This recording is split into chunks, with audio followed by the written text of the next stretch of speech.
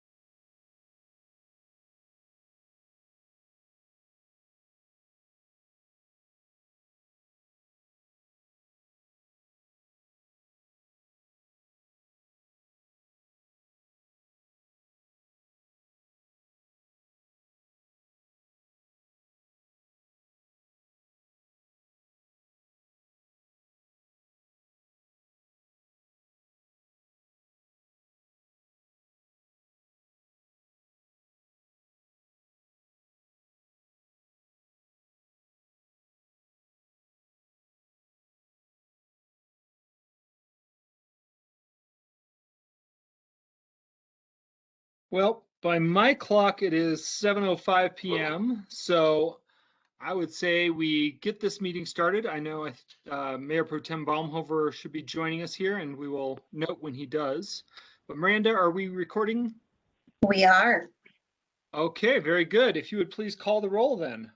Mayor Or I guess I Larson. will. I guess I will call to order this meeting of the Board of Trustees at 7:05 p.m. Please call the roll. Okay, Mayor Larson. Here. Trustee Taylor. Here. Trustee Apt. Here. Trustee Coombs Ismail. Here. Trustee Corvallin. Here. And please note for the record that Trustee Danforth will be absent tonight and Trustee or Mayor Pro Tem Baumhover is having technical difficulties, so we'll note when he arrives. Thank you, Miranda. We have 4 items in the consent agenda this evening. Does anyone have any questions or comments regarding the consent agenda?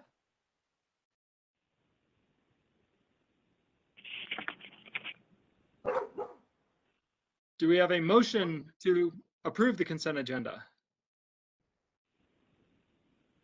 This is Alan. I move that we approve the consent agenda. This is Trustee Taylor. I second. We have a motion and a second. My dog is barking. Miranda, would you please call the vote? Trustee Coombs Ismail, Yes. Trustee Apt, Yes. Mayor Larson, Yes. Trustee Corvallin, Yes. Trustee Taylor. Yes. Thank you all. We'll move into public comment on non-agenda items. If there's anyone from the public who would like to speak for up to 3 minutes on anything we don't have on the agenda tonight, now would be your opportunity. Please catch our eye, start speaking up, and then you'll have 3 minutes to identify yourself, whether you're a town resident, and let us know what you're thinking.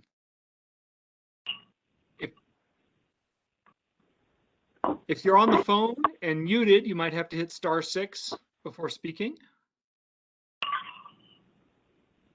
And this is Katrina, and I have an update. Katrina, please. Katrina Harms, Lazy Z Road. Updating on a couple of things. I'm going to try and make it quick. I know I only have 3 minutes, but I wanted to update a couple of things, and the vaccine is one of them. But before I get to that, the pantry is opening for in-person on Saturday. Masks for kids under 12, and only if you're vaccinated, but if you're not vaccinated, you can pick up the food boxes in the parking lot, and we're excited to go be able to start serving people in-house and letting them shop and choose their food, and it'll be fun to see everybody. This will be, they're also going to be doing in shopping on the first and last Thursday. So we're pretty much open. So it's exciting to get more options out to people. The pantry got a grant from United Way that will help us to kind of catch up the infrastructure and data gathering needs and input all the data from the last couple of years, since the pantry went from 0 to 50 in 2 minutes, and is still trying to catch up and get everything back together. So we're excited to be able to work on that. The Peak to Peak Housing and Human Services Alliance has been working with a new committee called the Mountain Mobility Committee. It's VIA and the Mobility for All that Boulder County does. We will be having the old Climb bus is being moved to Nederland to help seniors get from all over the Peak to Peak, get to senior events and lunches. And then on days when the seniors aren't using it, we'll use it to help people shop or get to doctor's appointments. And Mobility for All is looking at hiring a local mountain administrator to help coordinate mountain transportation between their volunteer driver program and the VIA bus. And then also, I know some of you also have been doing it, but we've also been working with working with Digital Divide people to try and get internet up here. And we're not a lot to report, except we're actually talking to people this time, which is new and exciting. So there is money from COVID specifically for Digital Divide issues, and Boulder County has been very open to helping us with it. And then lastly is the vaccine. We have Boulder County has asked us to make use of the state resources now. And so we've arranged for a bus to come up on July 22nd for a concert for people who have received a shot at the Caribou Room. and don't know much more beyond that at this point. 3 to 8, the first couple of hours are open to the public to come get vaccinated. So if kids want to come or people want to come before the music starts, they can. And on 7/29, the Pantry and the Alliance are having their first in-person mini human services fair, which we stopped about 15 months ago, which is in person, Boulder County agencies coming up and helping people in person. And so we'll have the vaccine bus here for that, which is also our first Thursday pantry. And we're going to do extended hours on the health fair, on the human services fair, and on the pantry, so that people can come in and see the pantry and meet with the county agencies and other human services agencies, and get a shot, get their food, and kind of celebrate being able to connect people in person now. That's it. Oh, great. Thank you, Katrina. Thank you for doing all the work on these pieces. It's a lot to keep working on, but thank you so Oh. much. And I did want to mention that Miranda and I have been working on what I've kind of been working with Boulder County as my plan. So Miranda has been very helpful and putting some town resources towards us, so that in terms of people and getting social media and helping us implement the plan. Awesome. Thank you. Just before anything, I want to record for the record that Mayor Pro Tem Baumhover has joined us for this meeting. Alan, I saw you raise your hand. Yeah, Katrina, thanks for all that you're doing. Much appreciated. No problem. And when I saw you at the farmer's market, you mentioned our vaccination rate was a bit of a concern. Yes. Have you been able to confirm that with the county as to what we're looking like?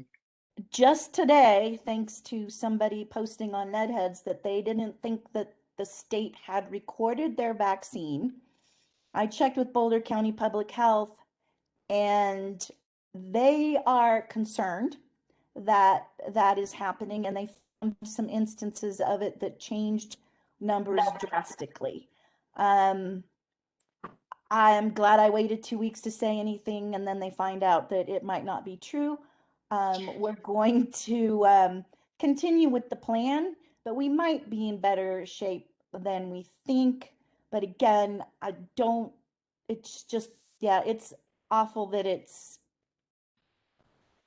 that after all of the confirming that they are now backtracking a little bit and want to double confirm. And so I'll let you all know when they can confirm that all of Netherlands numbers have been, or vaccines have been uploaded properly.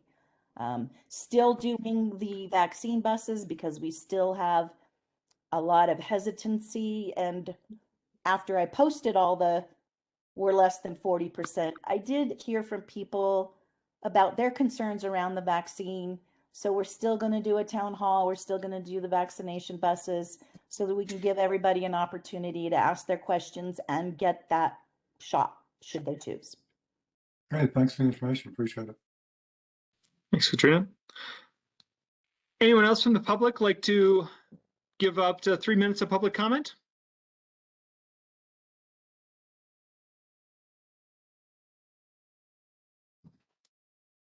Not seeing or hearing anyone, we will move forward on tonight's agenda into informational items, which is first item is the Clinica Family Health Survey, and I believe this is going to be introduced to us by Claudia. I saw you on here, Claudia Schaffler.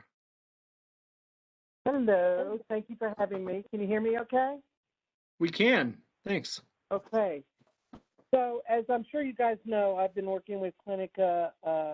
I worked for Clinica for 10 years, and I've been working with them for the past 6 months to bring a clinic up here. And I spoke to Simon Smith, who's the CEO today. He wanted me to convey to you how much he appreciates the support that we've gotten so far from the community. And to by all means let him know if anybody has if any of the trustees or you may have any questions or concerns or anything, he'd be happy to go over it with you. But for now, you're stuck with me as the spokesperson. So what I wanted to ask you all to do was to please encourage all your constituents, all your friends, family, and neighbors to fill out the survey.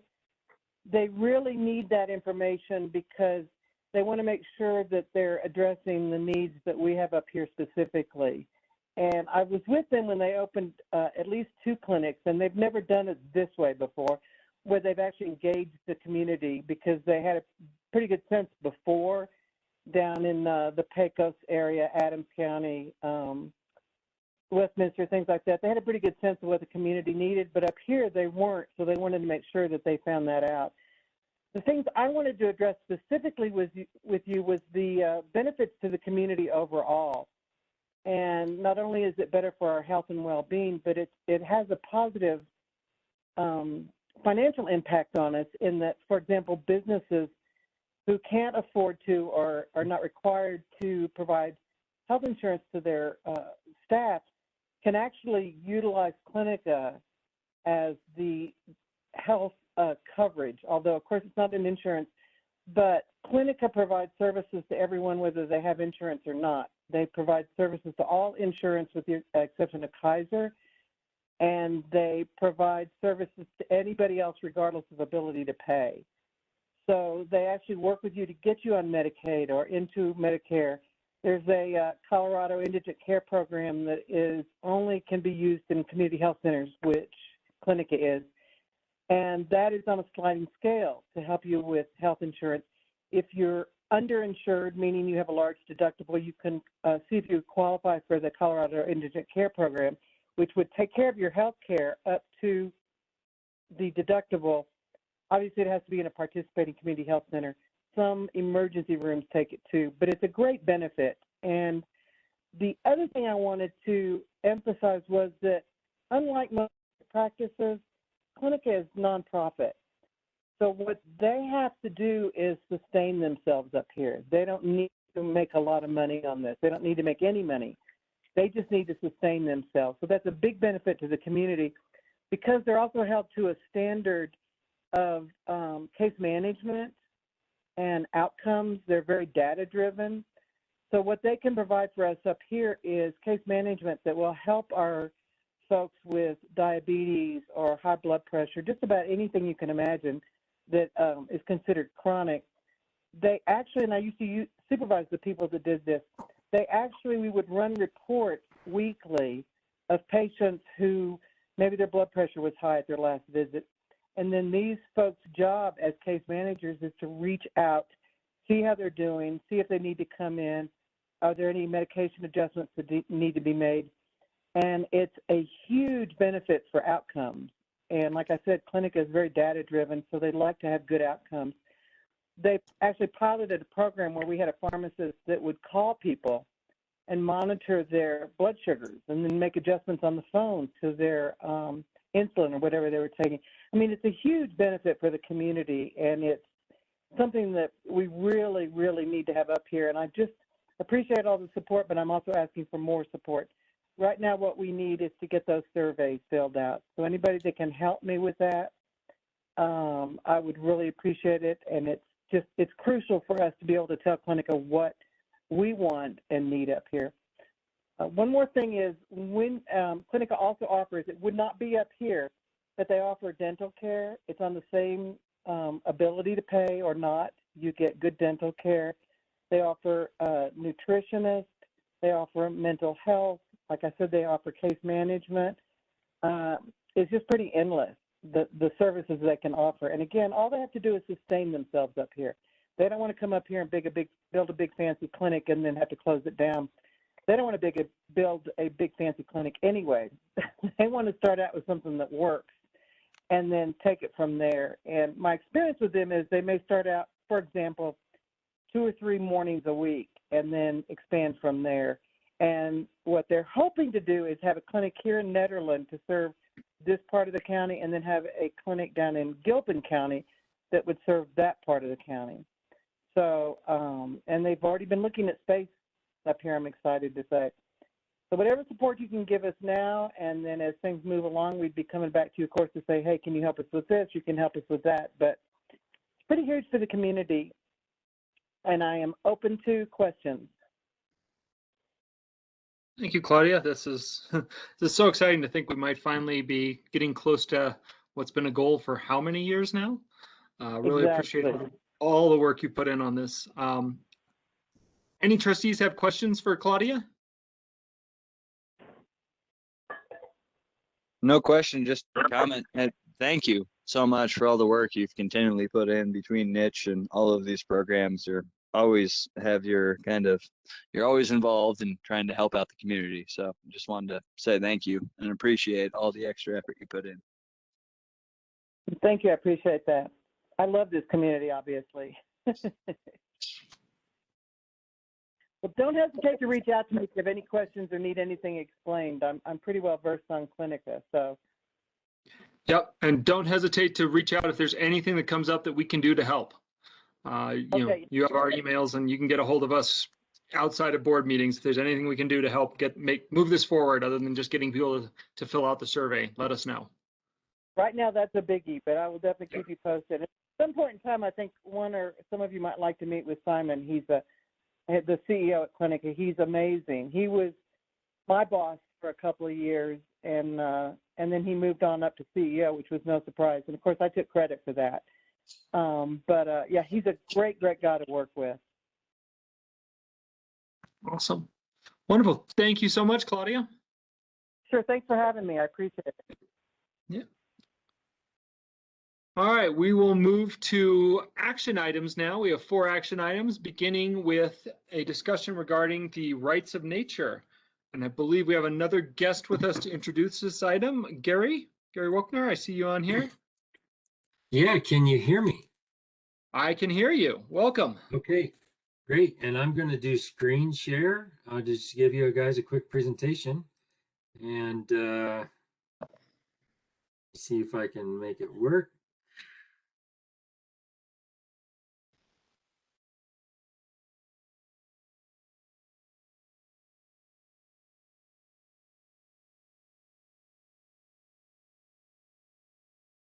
On.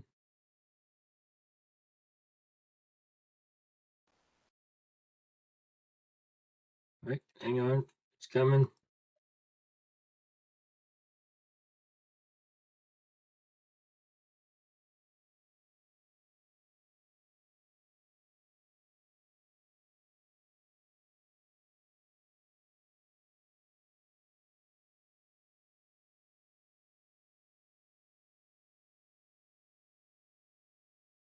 Okay.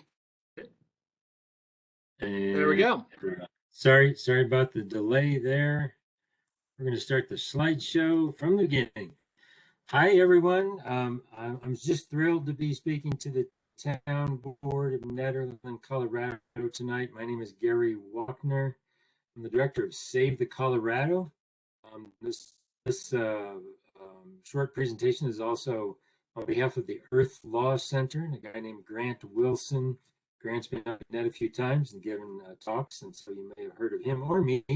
I'm also a guy in the organization who's leading the fight against the Gross Dam expansion. We greatly appreciate Netherlands' position in opposition to the Gross Dam expansion. Thank you very much. In fact, there's going to be a big update from the county tomorrow on that, so stay tuned for that. My presentation tonight really has nothing to do with Gross Dam expansion, though, and we're going to talk about rights of nature for rivers and watersheds.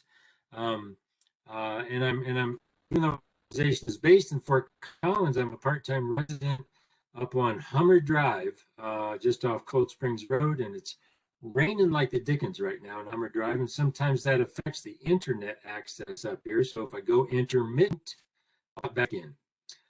So rights of nature for rivers and watershed. My name is Gary Wochner again, on behalf of Save the Colorado and Earth Law Center. So when we talk about rights of nature, one of the first questions that comes up is, well, what's wrong with our current environmental laws? Most of our laws at the federal level are 50 years old or older, including the Endangered Species Act and Clean Water Act and the National Environmental Policy Act. They have some pluses, they've made some big successes, they also have some minuses. On all 3 levels. At the local and state level, we have a Clean Water Act. Unfortunately, in the state, it's relatively poorly enforced and it's rife with political manipulations. At the local level, we have 1041 regulations in Boulder County, and those can vary by every county and every city. Boulder counties are very strong and they're doing an excellent job so far enforcing those. And of course, you all know that you have local land use regulations too. So the concept of rights of nature sort of fits into all that federal, state, and local law network, if you might. Earth law is sometimes called rights of nature, and it is often also called ecocentric law. It's an emerging body of law for protecting, restoring, and stabilizing the functional interdependency of Earth's life and life support systems. And it's been growing rather dramatically the last 5 years, and even the last 3 years. There's now, you can now go to law school and specialize in this. There are textbooks that are specializing in Earth law and rights of nature.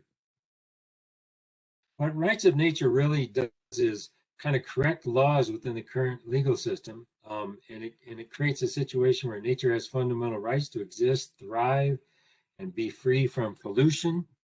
And the goal is to restore nature to health, but it also supports human rights, indigenous rights, and other types of rights. It gives nature a voice at decision-making bodies. Sometimes guardianship bodies are created, and the town of Nederland have all sorts of options here in terms of how you want to move forward this. It gives nature political representation, and it gives the opportunity for nature to be considered in decision making. The rights of nature movement is a global movement. It's been growing rather dramatically the last few years. There's constitutional amendments in a few different countries. There's been a variety of court decisions around the world. There's been numerous local ordinances around the world and in the United States. And indigenous law in particular has increasingly adopted the concept of rights of nature. The first river in the world was called the Wanganui River. It still is called the Wanganui River. It's in New Zealand. And it was given what's called personhood status, which is almost the same thing, very similar to rights of nature, back in 2015. And it sort of established the first international precedent for creating rights of nature for a river. And I had the wonderful opportunity in 2017 to go down to the Wanganui River in New Zealand, meet with some Maori tribes people who helped establish that rights of nature, and take a canoe trip on the Wanganui. It's really a wonderful place and really quite a story to tell. And since then, rights of nature for rivers has kind of escalated, significantly across the world and in a few places in the United States. In the United States, rights of nature for the Snake River has been established by the Nez Perce tribe, and it creates the rights for the river to exist, flourish, evolve, flow, generate, and be restored. They created a legal guardianship body on the tribe to enforce the rights of nature, and it kind of formalizes a long-standing tribal belief system there. By the Nez Perce tribe.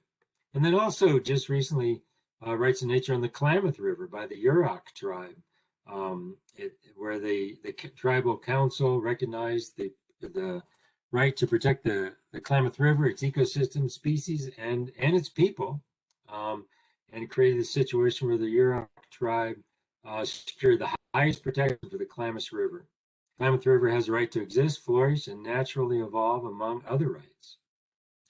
And then at the non-tribal level in the United States,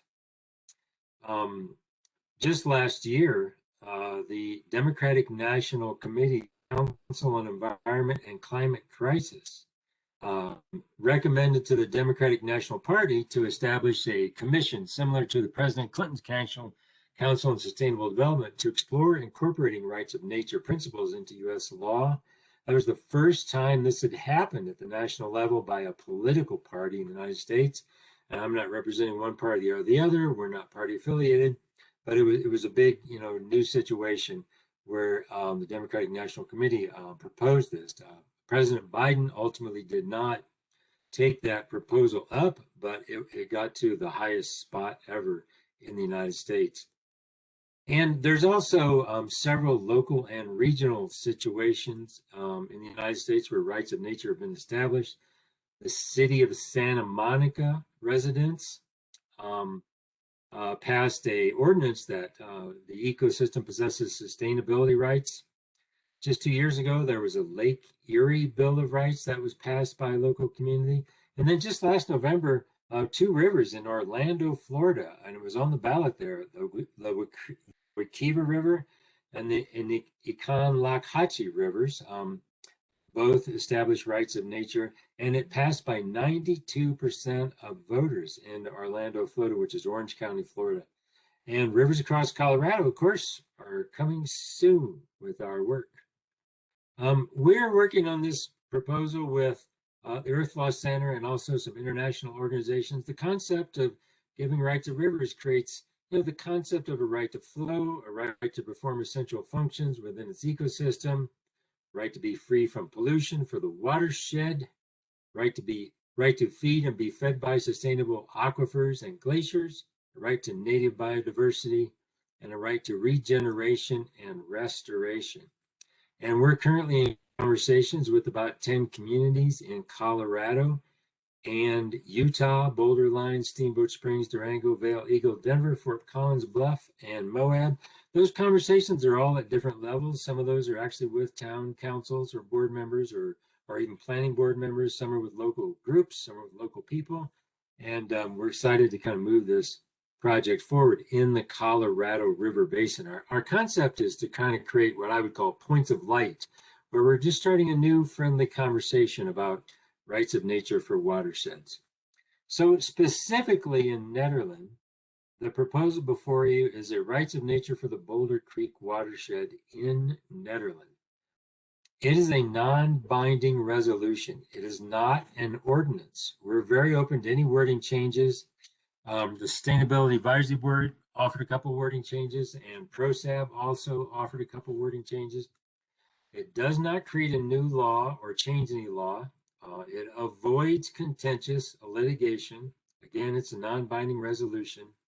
It doesn't impact, and this is very important, any of Netherlands' water rights or existing or proposed dams. What it does do, though, is create an opportunity for a friendly, community-wide conversation about giving nature and the Boulder Creek watershed a voice in decision-making. It allows the town board, if you wish, to create guardians who are appointed to speak for nature in the watershed.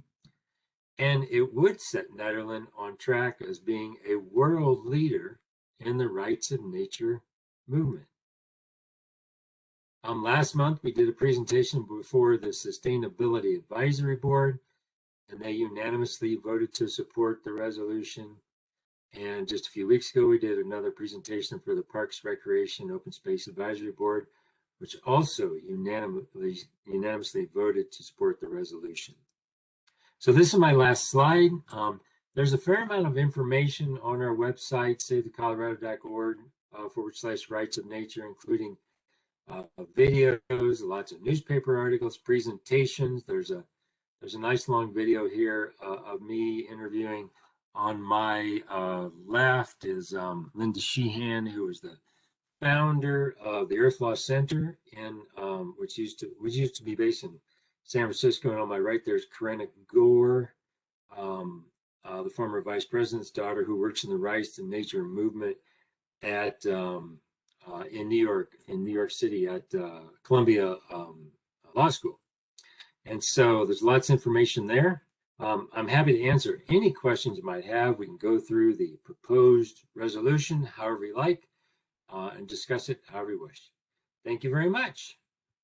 Awesome. Thank you, Gary. Thanks for bringing this to us and for working with SAB and ProSab to bring it before us. I'm gonna kick off just because I have one question. I was reading through the resolution, and one of the things that caught my eye was this once every 12 months prepare a concise written report. Is that something the town would be doing, or who would be pulling this report together? Yeah, I mean, our concept is that, there's some kind of representation and accountability that concerns that occurs. And, I want to be clear too, because that was one of the questions that ProSab asked.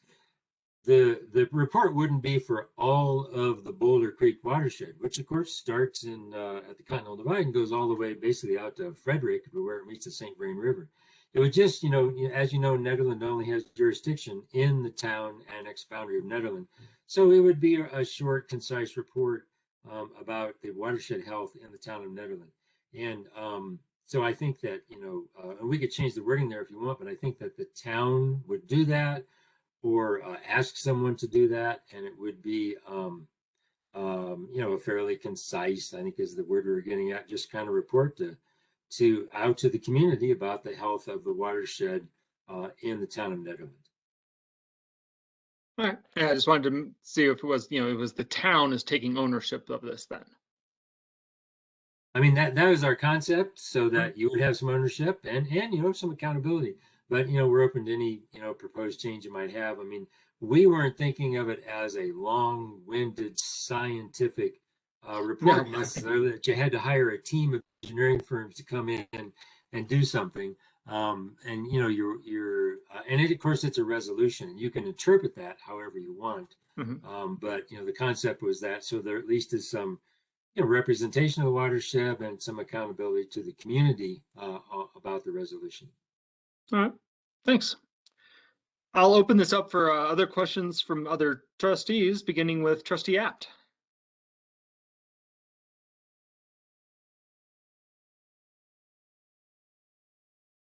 Just getting unmuted here. Gary, thanks for bringing this forward, and I appreciate all your work on it. And as Gary said, we discussed this at the Sustainability Advisory Board, and we had very strong support. And I'm thinking that maybe this responsibility for an annual report could sit with the SAB. And I would certainly be happy to be the contact person on it going forward if the board chooses to adopt the resolution. But I don't really have any questions. But anyway, I do think it's a big step in the right direction.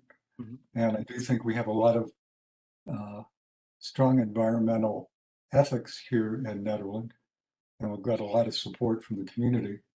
So I think it fits in with what we're doing with our 2030 initiative and other things we've been doing to protect the local environment. Thank you, Alan. Trustee Coombs Ismail.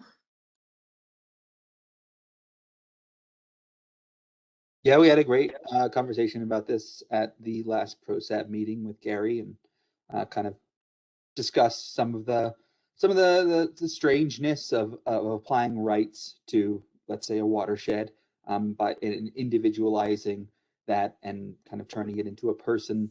That's sort of a funny notion that seems particular in a lot of ways to Western legalism, but fundamentally, we were all in support of the idea and what it's attempting to accomplish and the statement that it makes. And so, I'd be in favor of advancing this resolution for sure. Trustee Corvallin. I want to thank you so much for bringing this up and all your work you do for Gross Reservoir, which I know is huge. Of course, I love this. I'm just curious, how would this affect it practically in day-to-day Nederland codes and zoning? It's just more of a philosophy and a way of thinking, but would it have ramifications for future developments that we don't already have in place? Yeah, and I'll give my interpretation of that, and of course any other trustee can weigh in as they would.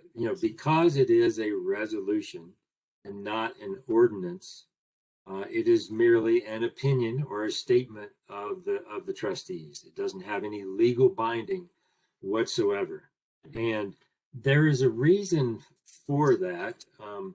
if it has legal binding, you can often, and it does often around the United States, end up in pretty quickly in contentious litigation. And all sorts of things can happen, including, people who are developers can decide to litigate, or people who oppose development can decide to litigate, or even the state can weigh in and say that, you don't have right to create a right for a watershed. Only the state has the rights. And so what we're trying to do is create the beginning of a friendly conversation. So, it could be 5 years, it could be 10 years before something like this morphs into a ordinance where it actually has some legal binding. And we're trying to do this in several places. And if you had a chance to read the resolution, you also noticed the very last section, which is section 6, I believe, also makes a statement about we'd like to, just let the state of Colorado know that we'd like to start moving forward with, the concept of allowing local communities to create laws around their watershed and for non-human entities. And so again, the short answer is that there is no ordinance, there is no law created. No one can sue or say this or that. And people can, say lots of things, and of course people do, but there's nothing that is binding. And it's a way to start a friendly community conversation about how nature thinks and what nature feels and how nature might view this, that, or the other, so that it give people the opportunity to speak up for nature if they so wish. Okay, well, thank you. I mean, I think it's a beautiful idea. I'm all for it. Thank you, Tanya. Trustee Taylor? Yeah, thank you very much for being here, Gary. I really appreciate your ultimate goal. I'm curious, how many large corporations have been turned away from a resource they seek to exploit using the rights of nature actions? Maybe you could reword that for me. I'm not sure what you mean by, you said interned? Is that, yeah. No, turned away. From. Oh, okay. How many large corporations have been thwarted using this approach?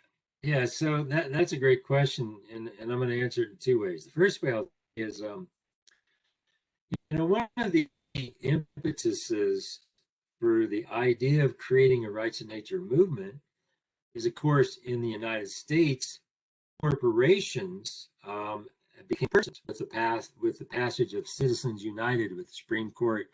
It was quite a few years ago. That was long before the concept was of a corp. Yeah, it existed before that too, but it became kind of enshrined in federal law. So the concept is, well, if a corporation could be a person, why can't a tree be a person, or a watershed be a person, or a creek be a person? And so, that's one way to look at this. I think to specifically answer your question, it's playing out in different places in very different ways.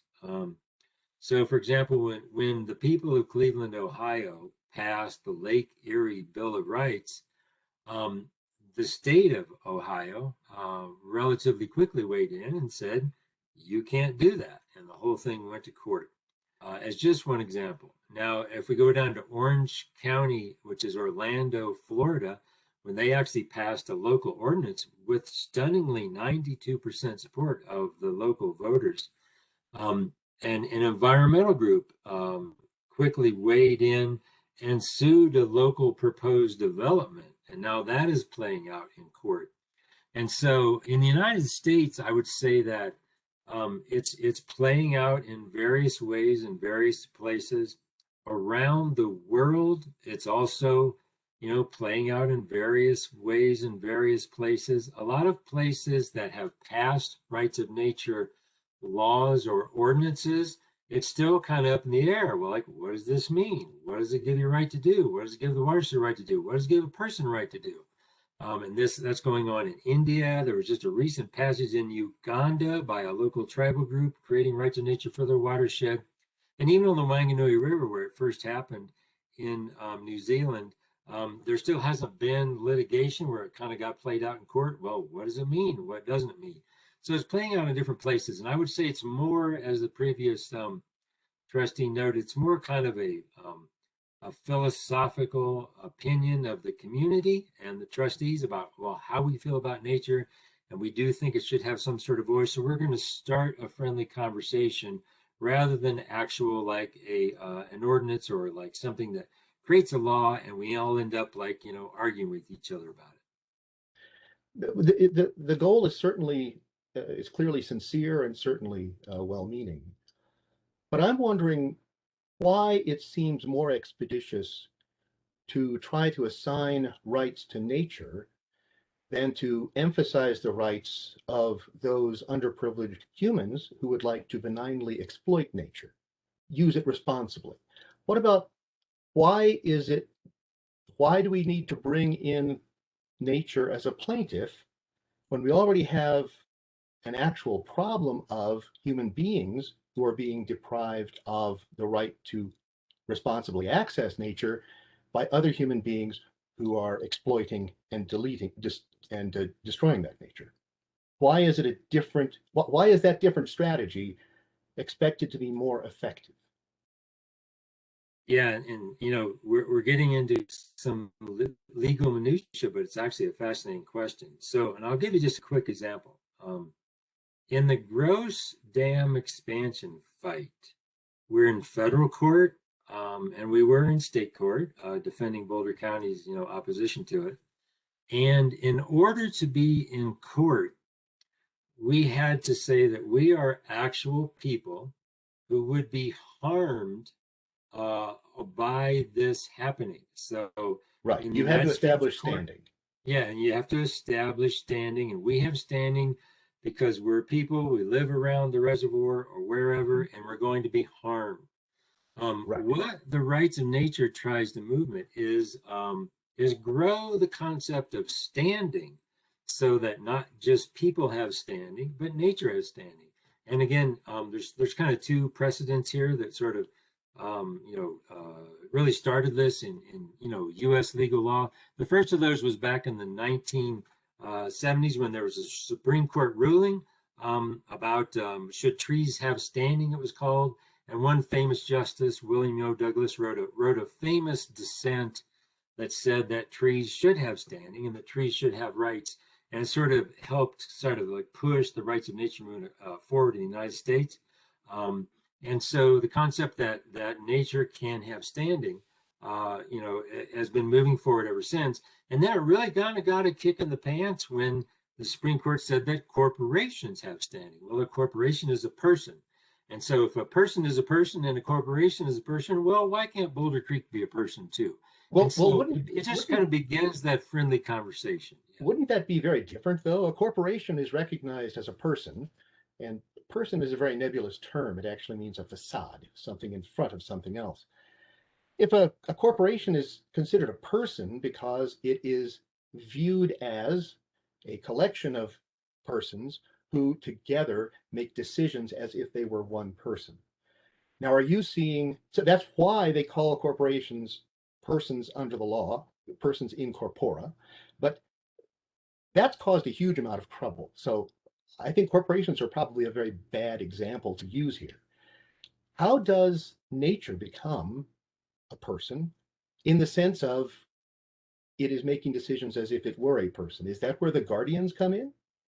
Yes, exactly. So in United States law, and I'm not an expert, but I will say that the concept of guardians for nature has entered because in various federal laws, people can stand in and be guardians. For example, youth in the United States can't be in court necessarily themselves, but someone can be a guardian for a young person, or for a person that doesn't have the mental capacity to speak for themselves.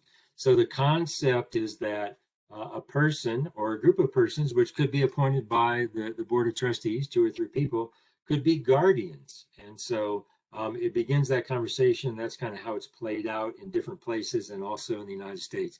And so in a few places, they've created guardianship bodies. And if you look at the resolution, there's one section like, well, you can, if the trustees wish, if you wish to pass this, and if you wish later on to create a guardianship body, which creates a body of 2 or 3 or 4 people or whatever you want to come before you and speak on behalf of the watershed.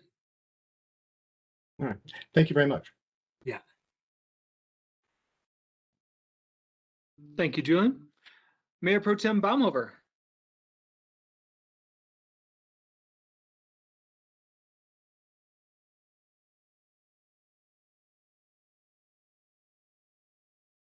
Sorry, come they're off the playing mute. with my Ready to cell phone. Hey, I just want to say thank you for coming before us.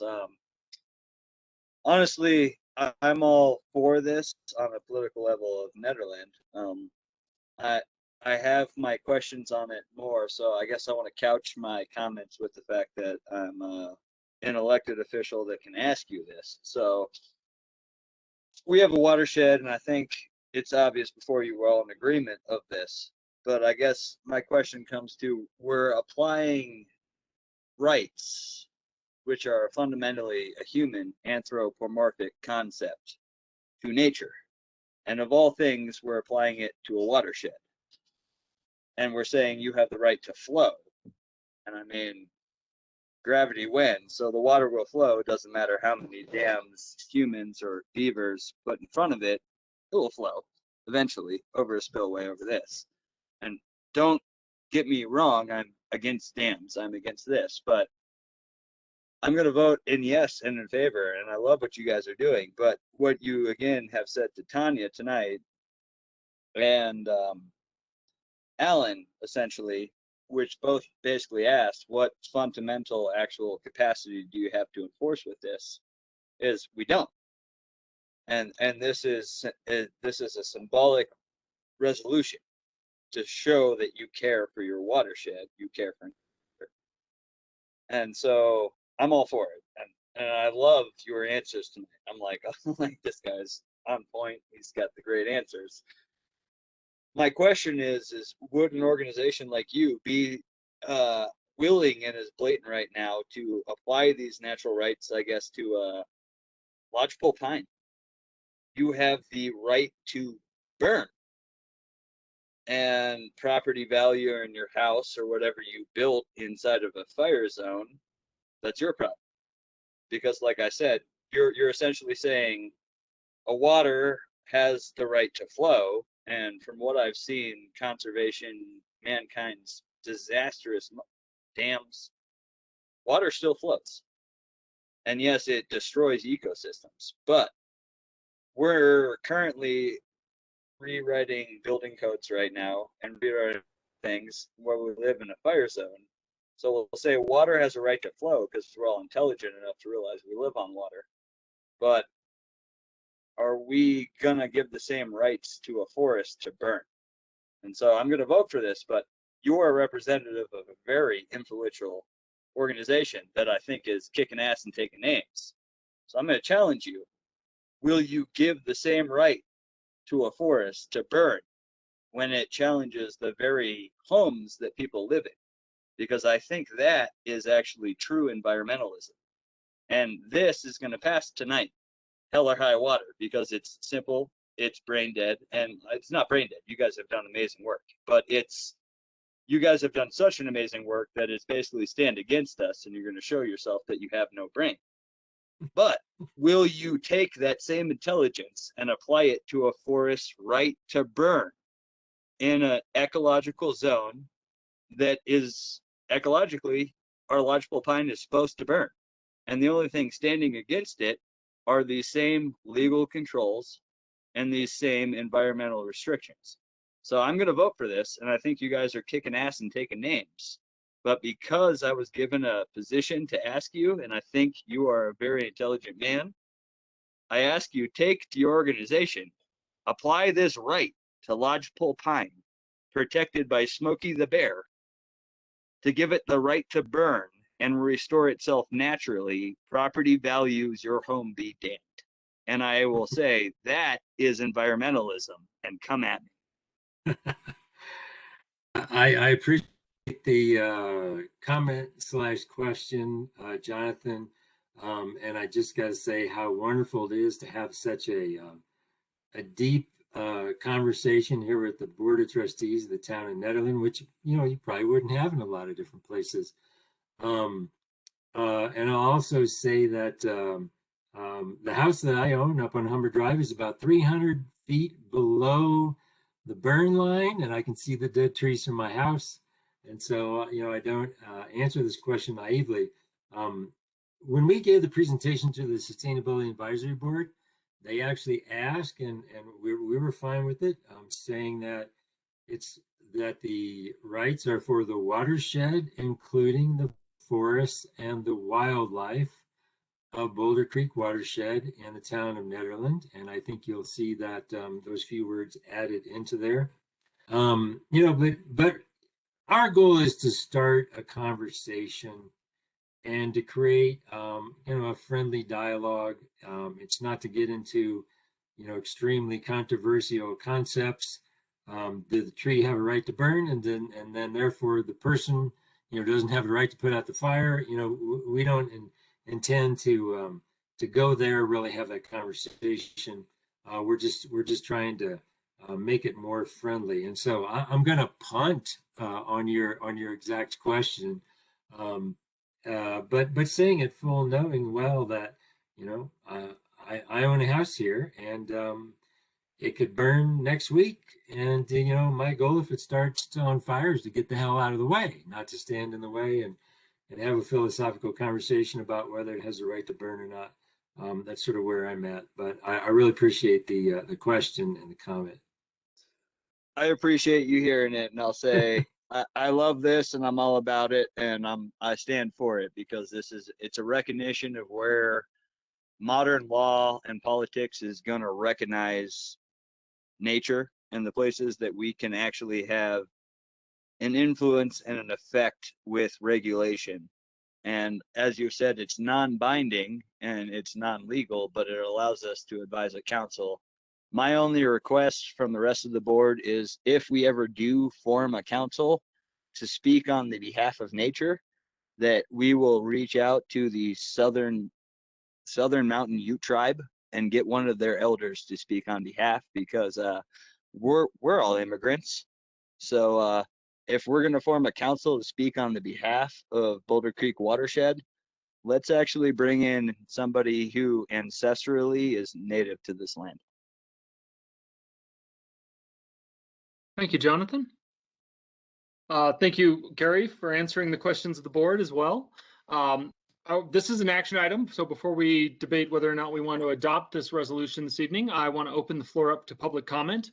Really appreciate all the public comment we've gotten via email over the last couple weeks since this item went on the agenda. I think it's one of those rare times where I believe all the public comment in the packet and all that we have gotten is in favor, unanimously in favor of adopting this.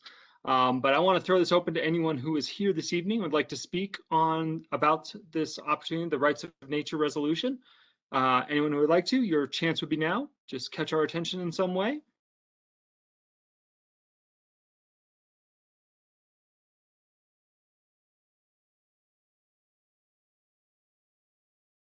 I'm not seeing or hearing any, so I'll bring it back to the board. Open up the floor to board members. If there's any board member who has any questions, comments, or if anyone would like to make a motion regarding resolution 2021-11. I'd like to make a motion that we adopt the resolution. I would like to make a comment about it first. Is that possible? Ellen? That's The fine. friendly comment? It's fine, okay. Which is delay of the Zoom lag for that. So Julian, go ahead. I appreciate what we're trying to do here, but I see 4 key problems with the Rights of Nature resolution. The first is that rights do not and have never conferred benefits or protection. The United States, in many of its documents, claims that humans are endowed with inalienable rights, endowed by a creator in many texts. And we all hold this to be self-evident. And yet, Blacks, with one notable exception, may be killed with impunity by people who have a badge and a uniform. The poor may be employed in unbelievable conditions and pitted against machines in hopes of keeping slave wages and a meager job. Women have rights, and yet they're still paid only a fraction of what men are paid. Rights do not and have never conferred benefit or protection. Number two, assigning the word right to a non-human may dilute the word's usefulness. As I noted earlier, rights don't do a lot. And we have a lot of work to do to get to the point that rights actually do help people. Right now, they do not. If rights do not help people, they certainly cannot help nature. Nature, unencumbered by humans, doesn't need rights. The rights of the deer are not infringed by the mountain lion who kills and eats it. Humans, if they didn't have to deal with humans, would also not need rights. Humans assign rights to humans because humans exploit humans. And this happens a lot. And we are making pitiful efforts to say that people have rights and therefore should not be exploited. If we begin using the word rights for non-humans, I fear that it will be more difficult to get rights to work for humans. Third, humans assigned to protect nature, the guardians of nature. These present issues. They are either a front end to a marketing campaign, or they are actual defenders of nature. If they are actual defenders of nature, then they will need to defend nature in courts, and they will defend nature in courts against highly paid corporate lawyers, and they will lose. And they'll leave a pedigree of failure, which will become precedent, which through stare decisis will turn future court cases into absolute proof that nature has no rights and may be exploited as we will. In other words, they're a side effect that we may not be considering. Finally, rights of nature distracts us from the actual problem. The actual problem is not between humans and nature, it is between humans and humans. Humans who are wealthy and powerful have privilege that trumps everyone's rights every time. Our courts and our culture understand that those with privilege have all the rights in the world and can do anything they want. This distracts us from that fight, which is a real fight. Nature is merely a cudgel for the privileged to use against the unprivileged. In other words, the rights of the privileged versus the rights of the unprivileged is the actual fight to be fought, and a tangential fight along those lines is going to distract us from getting where we want to be. It's for this reason, knowing full well how sincere and meaningful this is, that I will be voting no. Thank you. Thank you, Julian.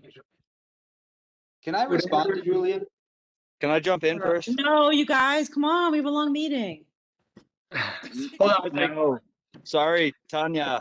Hey guys, I'm I gotta very apologize for my last appearance. I have a was lot out of of things to line. comment on this as well, so I want to turn to. So go. So I'll wait. But Jonathan, I'll say, I'm gonna call people. We're gonna have everyone have a chance to make comments. I will Jonathan, wait. I will wait. You're gonna call me first? Okay. Yeah. So here's what I gotta say: is I really, my last appearance, I apologize to any town member who is listening to this meeting, and I apologize to the rest of this board of trustee. I was out of line. I was disrespectful. I love this idea, but I had a hard time after my last appearance bringing up everything Julian just said in such a beautiful philosophical way, which is this is brilliant, but we're attempting to overlay a legal system over a natural system, and that natural system will flow. That natural system will exist. And the problem with that natural system is our societal and cultural system destroys it and just brings it down in such a way. We have a beautiful economy up here based on recreation, but the Indian Peaks wilderness is also the most at-risk wilderness area in the entire United States, the most overused wilderness area in the entire United States. And this town's lifeblood is the gateway to the Indian Peaks. And we get comments constantly as a BOT to protect this lifeblood. And yet, as an economy, we depend on it. And we capitalize on the tourism. And we know from the reports from the Forest Service, from our reports, the things we spend taxpayer dollars on to know that we have the most at-risk ecosystems because we are the Front Range, because we are the gateway to the Indian Peaks. And so we're trying to overlay rights for nature, which exists. And in my opinion, and I believe most of the town of Nederland, and Julian just kind of spoke to in a more profound way than I could, that it has a natural right because it exists. Like I tried to say, water flows because it exists.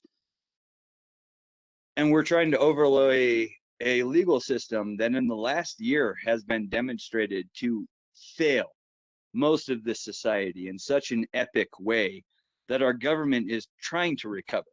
And as a public official, this might be incorrect to say, but good God, if we're elected, it is our obligation to say this these days, to bring it to organizations like you that do such strong work, working in these legal systems, trying to fix such topsy-turvy systems, things that are incorrect, everybody knows is incorrect, is backwards, that at some point we have to stop playing the game.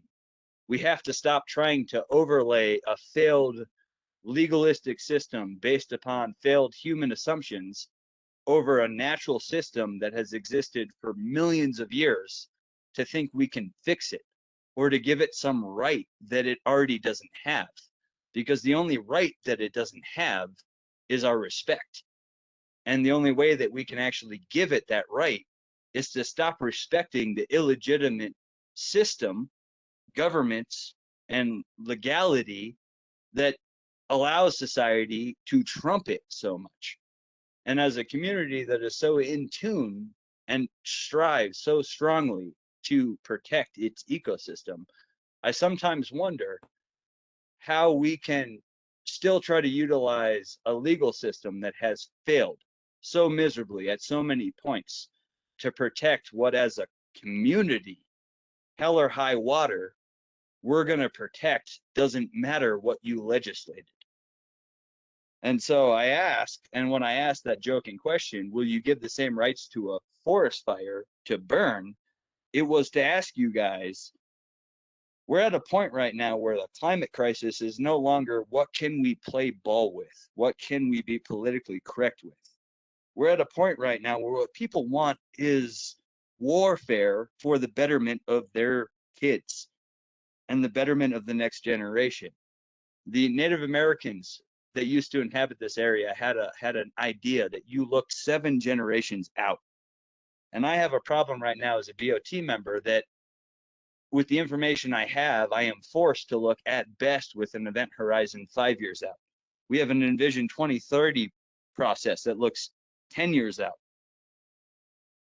And we're asking to give a failed legal system rights over a natural system that existed perfectly for millions of years before our legal system and our understanding came on. And if you look at the conflict with Native Americans and Western culture, it came down to the natives thought they were giving a right to share the land, to respect the land. And we thought we were given a contract to abuse it and to own it. So how are we benefiting nature? By overlaying a legal system that is shown to be failed and giving it rights in that legal system, because it's that framework and it's that system that failed it in the first place. So I apologize to any other trustees, but that's what I have to say, and I hope it's not too much food for thought. But I will vote for this because I recognize that is a legal system we're in. But my question to all of you is, we are elected legal officials, and to you, Gary, you have a very influential organization you work for, and you guys do good work. When are you going to stop recognizing the legitimacy of a failed system and start building a system that actually works? Thank you, Jonathan. Eric, did you want to make a comment? I see your video's on. Yeah, I mean, I just wanted to say that, we brought up some of these issues that both Julian and Trustee Baumhover have just commented on in ProSAP and kind of touched on this and talked about this kind of fallacy of applying these sort of legal codes to a body of water that's existed for millennia, even before maybe humans have even been on this particular territory, and how kind of grotesque it is that we might anthropomorphize even a watershed and turn it into a human just for our own kind of purposes. But at the same time, while I appreciate both Trustee Taylor and Mayor Pro Tem Baumhover's kind of revolutionary thinking on this, I do think that these sorts of natural systems and the people who rely on them, and I think that is an important point that Julian brings up, that the people who rely on them are also being attacked through the natural systems that are being attacked, and that they need all the tools that they can get to fight back, and that they're being attacked from all sides, and so we need to fight back on all sides. And while I really do appreciate this idea of building an alternative system and to refuse the legitimacy of the system that has failed us, I do think that we do have the capacity to, at the same time, fight within the system itself. I think we can fight on both fronts. I think that humans have the capacity to do that. I think there are enough people in the world to do that, as long as they can be mobilized. And I think that's the work that Gary is doing, is mobilizing them, and what lots of other great organizations are doing in Indigenous tribes. So if we can give water protectors another tool, another quiver in their arrow to fight the fight, I think it's worth doing, even if it's not going to be that impactful, even if it's going to be mostly philosophical. I think it's worth doing. And the place where I disagree with Trustee Taylor is that I don't think it distracts us. I think that it just adds another arrow to the quiver. Thank you, Eric. Tanya, I saw your video popping on and off. You're on mute. I don't really have a ton much more to add. I just can't believe this conversation's gotten a little bit off track, in my opinion. It was already stated earlier that this is just more of a philosophy and a stepping stone for true legislation. And the way I interpret it, it just says that the river has a life that's not here to be exploited by us people, and that we're not that important. And all this talk about how all us people are being exploited, I don't know. There is room for change, and it's ironic to me that many people on this board of trustees are so pro-development, when truly development is the root of a lot of our problems in terms of nature and climate change. And so next time there's a vote where you can actually impact development, you should consider some of the things you're saying that you're so outraged by. Next time there's something that talks about building roads across wetlands, and maybe you should think about that as well. And that's it. I just would love to move on to the next agenda item. I will say I appreciate that, Tanya, and I do think about that when I agree for development. There are also economic reasons to think about development, and you can have everything co-align. I think when you're talking about a non-binding resolution that is strictly philosophical and has no legal binding, get over it. well, that's the point. Philosophy is You important. want to be philosophical about it. If It's a you're start. writing a non-binding resolution that is philosophical, then you want to talk philosophy. If you're writing a Okay, quasi-judicial but ordinance, you are always to on the land side of use, developers, philosophy is out of Jonathan. the So picture. don't give me all this, oh my Tanya, God, blah, blah. And I don't want to argue. I just want to move on. All right, I appreciate it. I'm just saying, I think Gary and this organization does a good job. I think they are also one of the organizations that's taking on this task. And this is a monumental task. And when they come to towns of Nederland and places like us that have a quirky board, that has folks that say, hey, we love what you're doing, but hey, check this out. We're just going to be the curmudgeon because we appreciate what you're doing. But we have this ideological leaning that says, if you have the funding, can you check this out too? So I appreciate it, Tanya. I hear you. And 100%, I'm going to vote for this. And I think this is awesome. I just thought it was worthwhile after what Julian brought up to second it, that we should be questioning overlaying legal systems that we are now questioning if they even protect women and other races on natural systems, that when we're writing that legislation and in the whereas, we're recognizing that our legal systems that we're now giving rights to nature through have failed that nature and us. Thank you. Thank you all. I really appreciate the comments. I mean, it's clear that everyone thinks about this in very deep ways. And I think I think it's incredible that we can have a small town board that really dives into these things. I appreciate that greatly. I think it's great.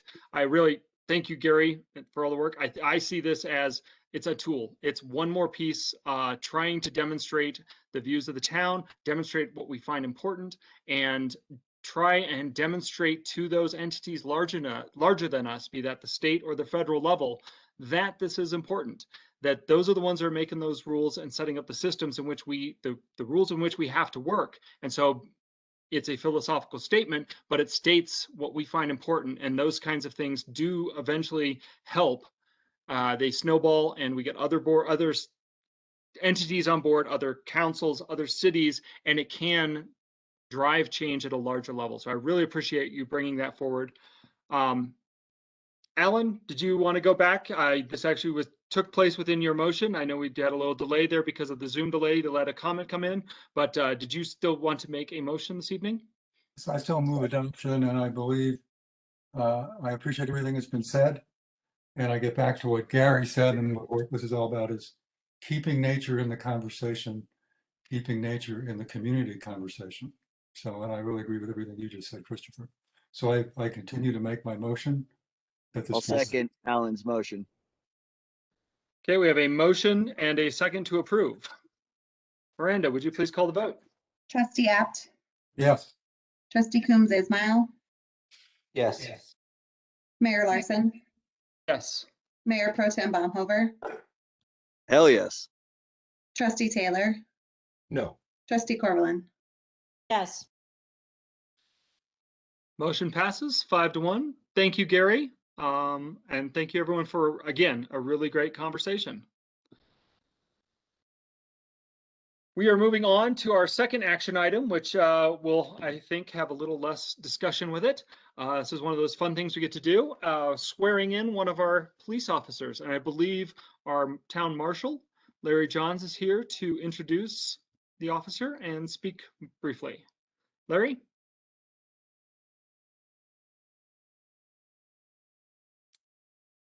I see your name. I see you're on mute. So there was a chance that Larry was going to have to jump off. So my guess is because he's on mute, that is the case. So this is Miranda. This is Miranda. I'll just go ahead and do kind of a brief introduction. He sent me some of his thoughts. So today we have the swearing in. He goes by JP. So JP actually came to us from Louisville, but he is very familiar with Nederland. He spent years up here. He actually graduated from Nederland High School. So it's great to have him back in the community in which he grew up in. He has his master's degree in nonprofit administration. He is definitely a family-oriented person. His wife is actually serving overseas and is currently deployed. In his free time, JP loves to spend his time with his dogs, and we're just really excited to have him. It's always nice.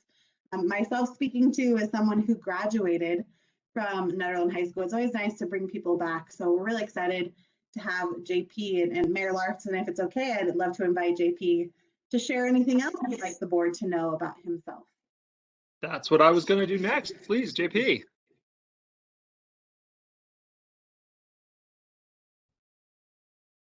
And JP, if you're on your phone, you may have to press *6.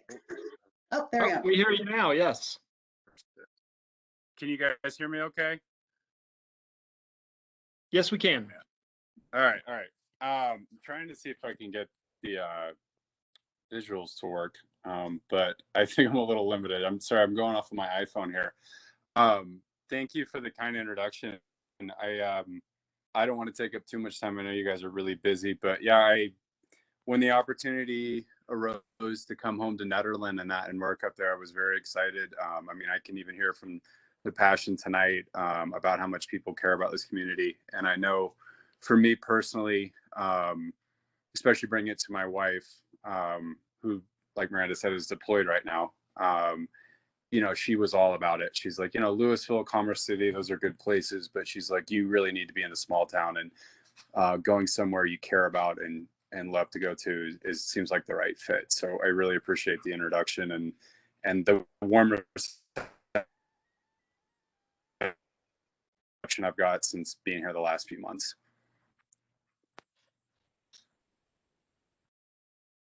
Oh, I don't know if I lost them. You want to JP? unmute?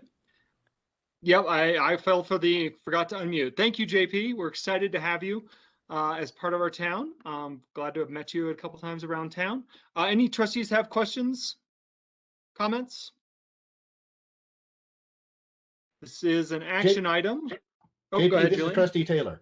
I wanted to make sure of something. Is it pronounced Niehaus or Niehaus?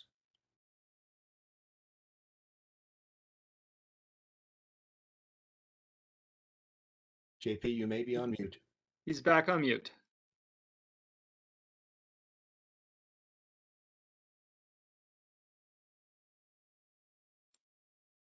JP, can you unmute yourself? *6 on the phone. There we go. Trying to unmute. There we go. Again, is it Niehaus or Niehaus? It's trying. Oh man. Can you guys hear me? Sorry, my phone's having issues. We are hearing you now. Okay, sorry, my phone was a little delayed there, guys. My bad. It's Niehaus, as if like a. Thank you very much. Yes, thank you. Okay. Before we do the oath, this is a public, it's an action item. Any members of the public like to weigh in before we swear in Officer Niehaus? Did that you guys hear me This right? is Yeah, Andrew it's Kirk, Niehaus. as a I used to member joke of with the my public. kids when I than like a house. Yeah. I Go ahead. Can you hear me? Yeah, is Yeah. that Andrew? Yeah, hi guys. I just want to thank Officer Niehaus. You said, I'm sorry, was it Niehaus or Niehaus? Niehaus, totally fine, no Niehaus? worries. Yeah. Niehaus, he was very helpful. I had a forestry question and kind of just flagged him down and was very grateful for you following up with emailed information and just great follow-up work for all you knew, local resident stranger of the town. So excited to have you on board and really appreciate the information you gave me, and glad to have you on the team. I really appreciate that, and I'm always happy to be a resource. Andrew? Anyone else before we read the oath?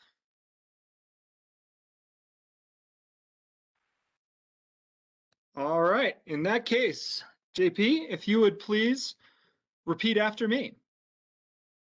I, James Niehaus, do solemnly affirm I, James Niehaus, do solemnly affirm that I will support and uphold the Constitution of the United States, that I will support and uphold the Constitution of the United States, the Constitution and laws of the state of Colorado, the Constitution and laws of the state of Colorado, and the ordinances of the town of Nederland, and the ordinances of the town of Nederland, and that I will faithfully and to the best of my skill and ability and that I will faithfully and to the best of my skill and ability perform the duties of the office of police officer perform the duties of the office of police officer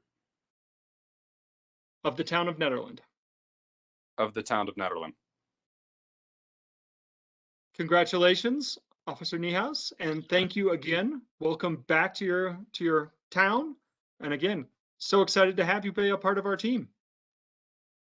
I really appreciate it. Yeah, and you guys should know I was standing up and have my right hand up. I know you can't see me though. Oh, we'll take it as binding, even via an iPhone. Sounds good. All right, thank you all very much.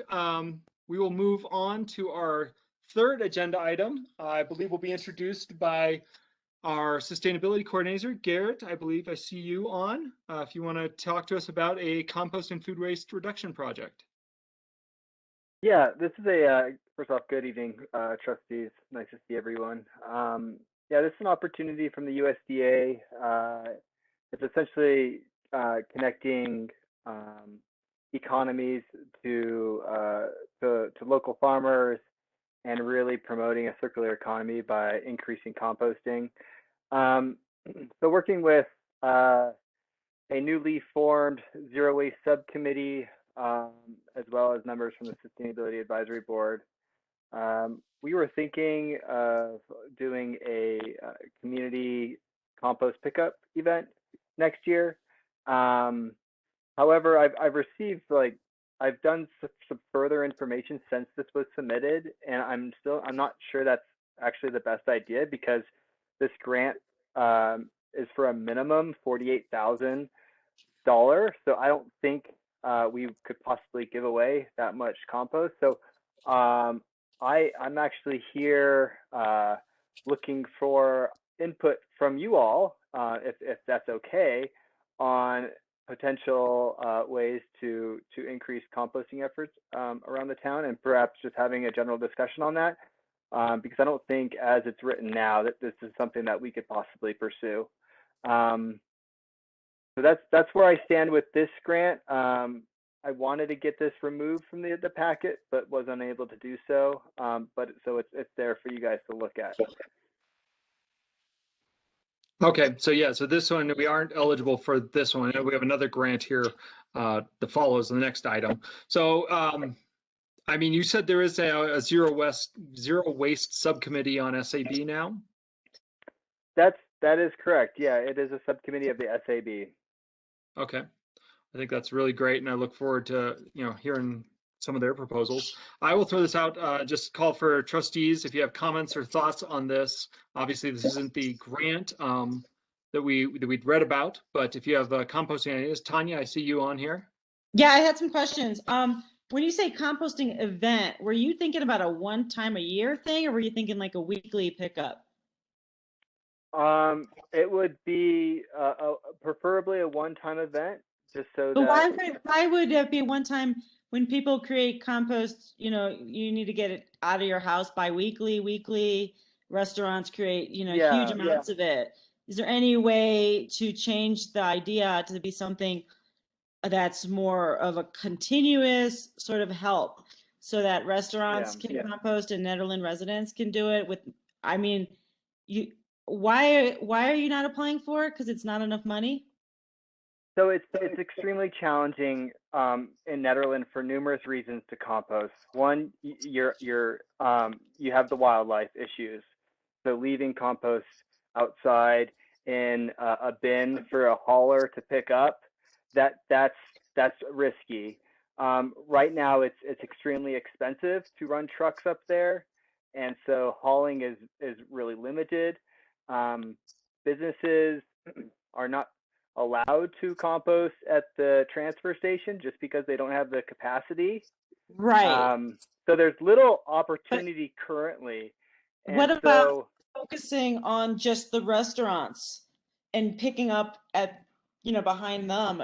They would have a separate dumpster for it that you would then not take it to the transfer station, but take it down to Boulder or whatever. And I think that would make a huge impact, because restaurants create such a huge amount of compost. Yep, and that's a great point. Start small with that, and then see how it goes with the infrastructure and the logistics. But just sticking with downtown and the restaurants, because it would be a daily pickup, I would imagine. Yeah, that's a great idea, Is Tanya. the grant just not enough money, or is it too much money? The grant is too much money for the idea that's written down there. For a service from a hauler, that is a process that we would have to go through to select a hauler. And it would require a lot of outreach prior to any sort of grant. So we just didn't have the time to do that, because we were working on forming this zero waste subcommittee. But the plan is to, for this group of volunteers, to go to the businesses and to ask them what they need and what we can help out with. We hope that in the future we can get some sort of composting program for those businesses. Yeah, I mean, do any businesses currently compost? I think the deli does. and I'm not If you sure guys what done a they're survey, doing. okay. I mean, I would still think that you could pursue it with the idea of focusing on our restaurants and also providing them with compostable to-go-ware as part of the initiative. I feel like it's such a huge issue, the styrofoam and the food waste that happens in restaurants. More so even than on a personal level, where, I mean, I take my compost to the transfer station because I worry about the bears and stuff. But I don't know, that's just my 2 cents. I loved the idea and I was excited for it. So I hate to see us lose an opportunity, but I would hope that at least the downtown restaurant areas could get composting help. That's all. Thank you. Thanks, Tanya. Trustee Taylor? I know you won't believe this, but no questions. Jonathan Baumhofer?